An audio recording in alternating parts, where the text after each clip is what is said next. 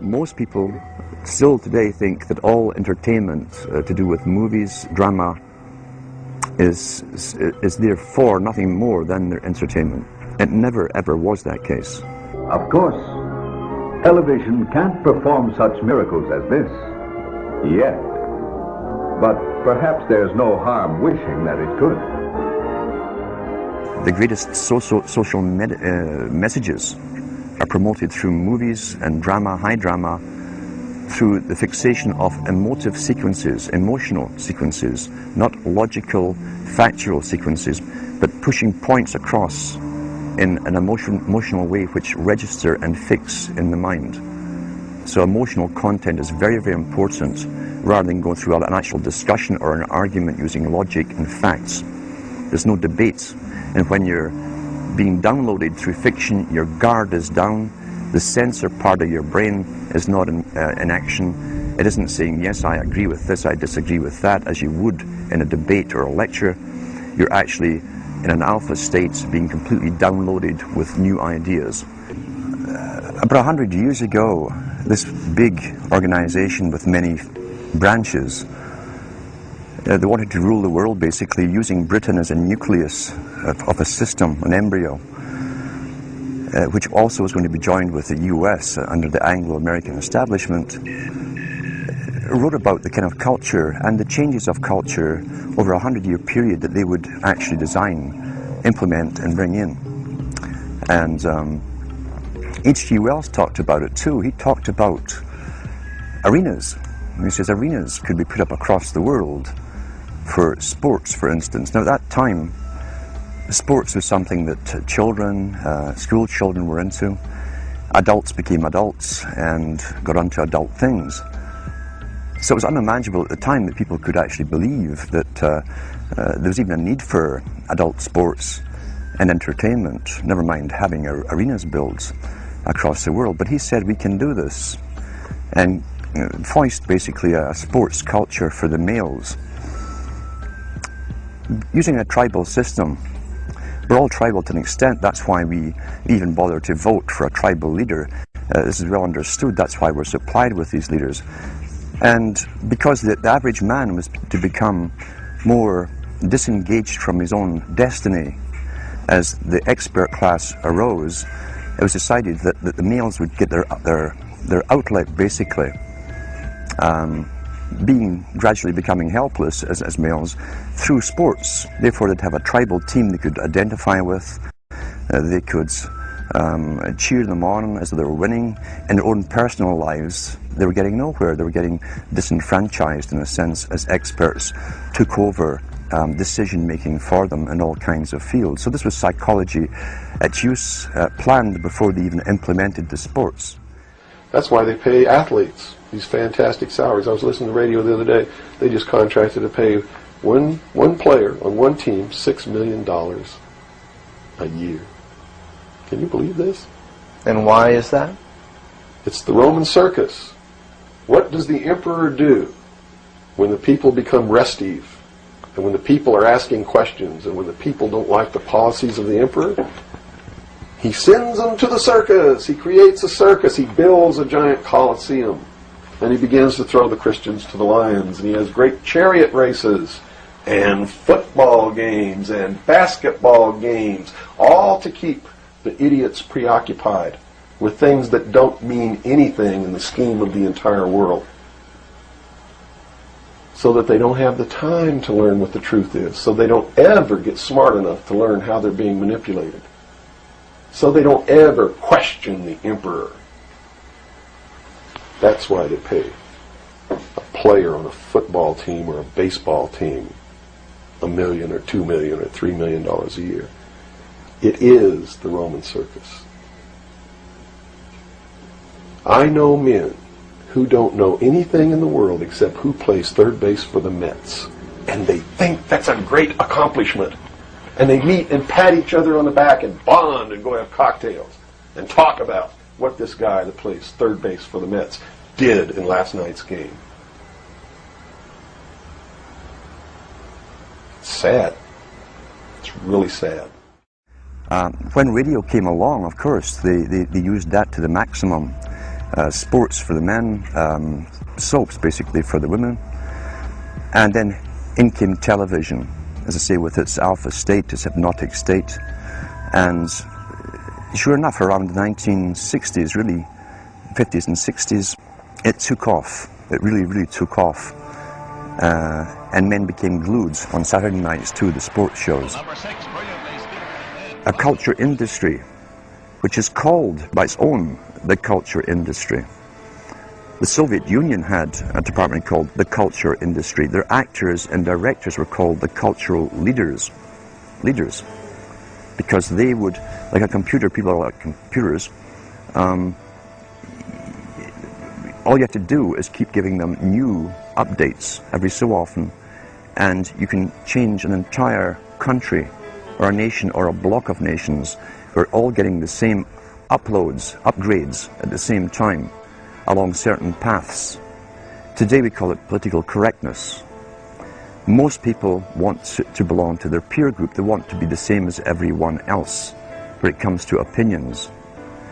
In fact, they judge their own personal sanity by bouncing ideas off their neighbours and friends who will answer back and agree on these same topics in kind. It doesn't matter if the topics or what you're given are facts or utter nonsense, as long as everyone agrees at the same time. You'll say, well, I'm sane, and your friends will all agree because they've had the same information given to them. If it's on TV and a famous face says something, then it must be true. He doesn't have to show you facts or anything else. You've been brought up with these faces. That's why they keep these guys on television into their 70s and 80s. You've grown up with this father figure who's on television every night at 6 o'clock, in your house, in your room, staring right at you. And he's a father figure. Would he tell you a lie? So you naturally never suspect him. And this same man will lead you through new topics. He'll introduce experts on the topics. They'll have a little summary at the end of every talk, and you are now left with the conclusion that's presented to you. You don't arrive at it, it's given to you, and it's good enough for you. We're programmed today perfectly, just like machines.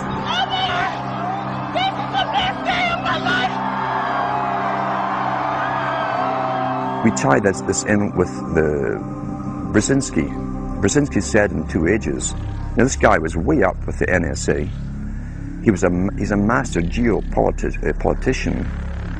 He admits he works in 20, 50-year periods to do with geopolitics in other countries.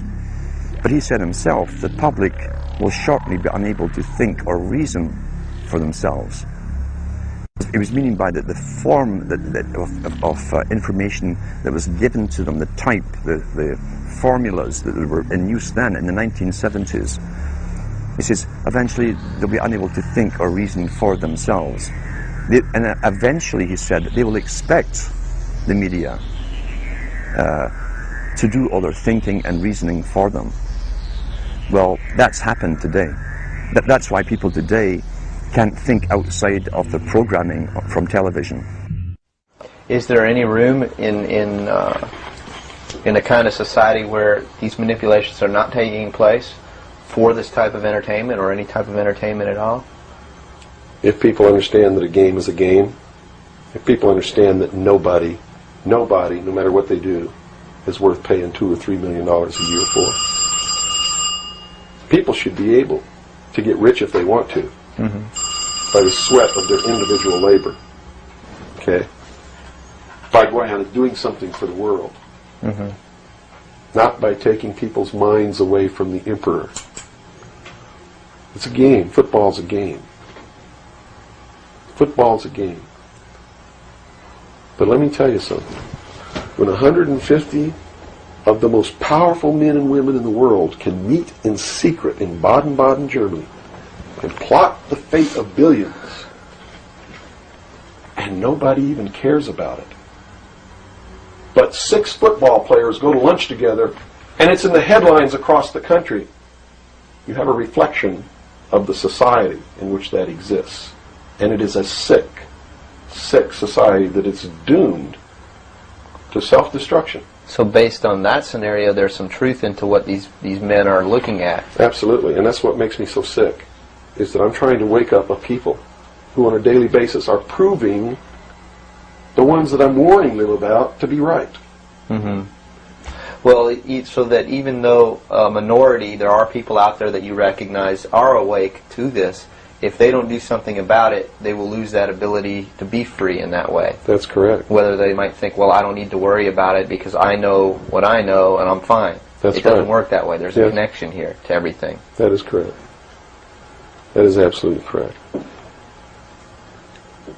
A nation of people who are willing to send their sons and daughters that they profess that they love to a foreign country to die, and they use the excuse to themselves that they're sending them off to defend our country, and they know damn well that's a lie, are doomed. This is a scientific dictatorship which Bertrand Russell said, and the Huxleys said, both Aldous and Julian Huxley said they would bring in the scientifically controlled society. Well, now, in regard to this problem of the ultimate revolution, this has been very well summed up by the moderator. In the past, we can say that all revolutions have essentially aimed at changing the environment in order to change the individual. I mean, there's been the political revolution, the economic revolution, in the time of the Reformation, the religious revolution. All these aimed, as I say, not directly at the human being, but at his surroundings, so that by modifying the surroundings you did achieve, at one remove, an effect upon the human being. Today, we are faced, I think, with the approach of what may be called the ultimate revolution, the final revolution, where a man can act directly on the mind-body of his fellows.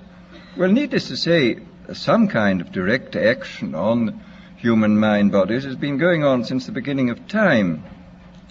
But this has generally been of a violent nature. The techniques of terrorism have been known from time immemorial, and people have employed them with more or less ingenuity, sometimes with the utmost crudity, sometimes with a good deal of skill acquired by a process of trial and error, finding out what the best ways of using torture, imprisonment, constraints of various kinds. Well, it seems to me that the nature of the ultimate revolution with which we are now faced is precisely this, that we are in process of developing a whole series of techniques which will enable the controlling oligarchy, who have always existed and presumably always will exist, to get people actually to love their servitude. This seems to me the ultimate in malevolent revolution, shall we say.